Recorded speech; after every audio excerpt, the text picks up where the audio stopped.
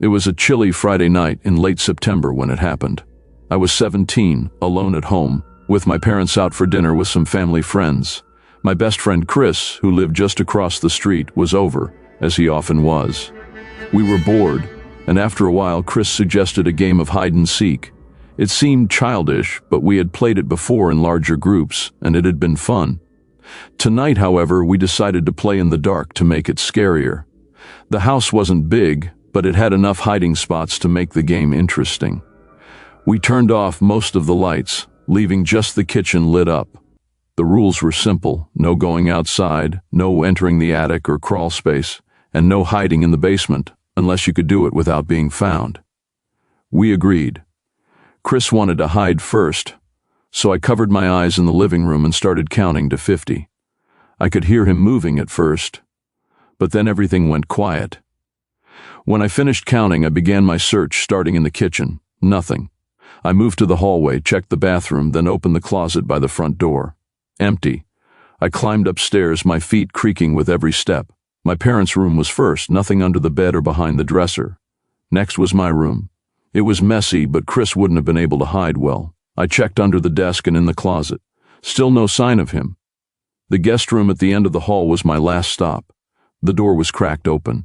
I pushed it gently, expecting Chris to jump out, but the room was dark and still. I scanned the space, bent down to check under the bed. Nothing. I opened the closet, but it was empty too. By now I thought maybe he was in the basement, so I went back downstairs. I checked behind the laundry machines, under the stairs. Nothing. I was about to give up when I finally found him, curled up behind some boxes. He laughed when I found him, and I told him it had taken me far too long. We switched places, and this time I hid. I decided to hide under the guest bed, pulling the bed skirt down to cover me. My heart pounded in the silence. I could hear Chris's footsteps upstairs as he began his search, each step echoing in the quiet house. He checked the bathroom, then my parents' room, before finally coming into the guest room. He stopped near the bed, and I held my breath, praying he wouldn't look under it. His footsteps shuffled against the carpet, then silence. I stayed still for what felt like an eternity, thinking he might have figured it out and was about to pull the bed skirt up, but instead, I heard him leave. I lay there for a while longer, expecting him to call out that I had won, but the house remained unnervingly quiet. I finally crawled out and went downstairs thinking he was on the couch, but he wasn't. I called out, and then I heard a voice from the basement. "I'm still looking for you," he said. "Where are you hiding?" My stomach twisted. I told him I was out now, standing in the kitchen. A moment later he came upstairs looking confused. "How did you get up here so fast?" he asked. I told him I had been hiding under the guest bed the entire time. He frowned. I could have sworn I checked that room. I heard someone breathing, like they were hiding under the bed. He seemed unsettled, but we shrugged it off and continued the game, though I could feel the unease creeping in. Every creak of the house made me jump. At one point, while I was counting, I heard something upstairs, like a soft thud, but when I checked, the house was empty. We played one more round before we both started to feel tired, so we plopped down on the couch and turned the TV back on. That's when we heard it. A loud thump from upstairs, like something heavy falling. Chris looked at me. "Is that your parents?" "They're still out," I reminded him. The hair on my neck stood up. We waited, but the house fell silent again. Chris suggested it might have been something sliding off a shelf, but I didn't believe it. And then we both heard it again. The unmistakable sound of slow footsteps walking down the hall upstairs. We froze, staring at each other. After what felt like an eternity, I whispered, "Maybe we should check." "No way," Chris muttered. But after a moment he added, "If someone broke in, we can't just stay here."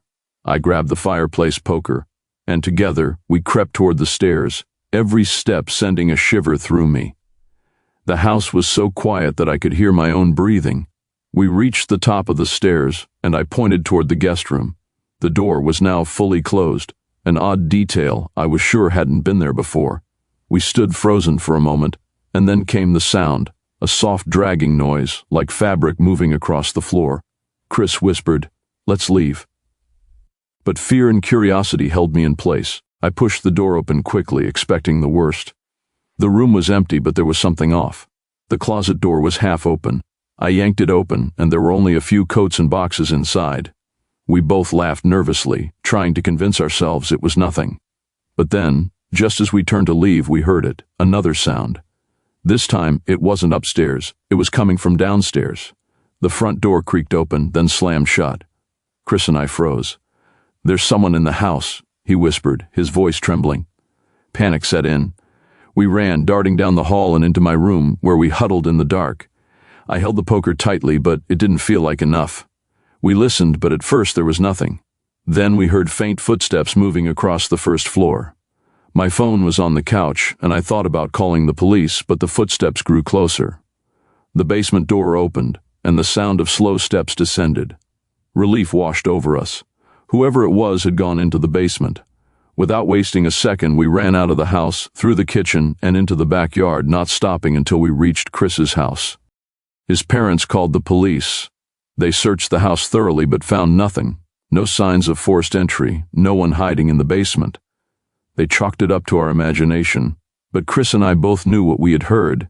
We knew someone had been there for weeks. After that night, I couldn't sleep, every creak of the house sending me into a panic. I never played hide and seek again. We were too old for it anyway. Chris and I never talked much about that night, but sometimes when we cross paths, I can see it in his eyes. We both remember that night. The night hide and seek turned into something far more terrifying than we ever imagined. After that incident, our house became strangely terrifying. I would leave my room at night, and it was really hard for me, especially when I had to go to the bathroom at 2 a.m. The house would become so scary that most nights I wouldn't go to the bathroom at all. After a while, my parents noticed that I had a big concern that no one else knew about. After much insistence, I finally told them the whole story, and in the end, they agreed that we should move to a new house. We left that house forever.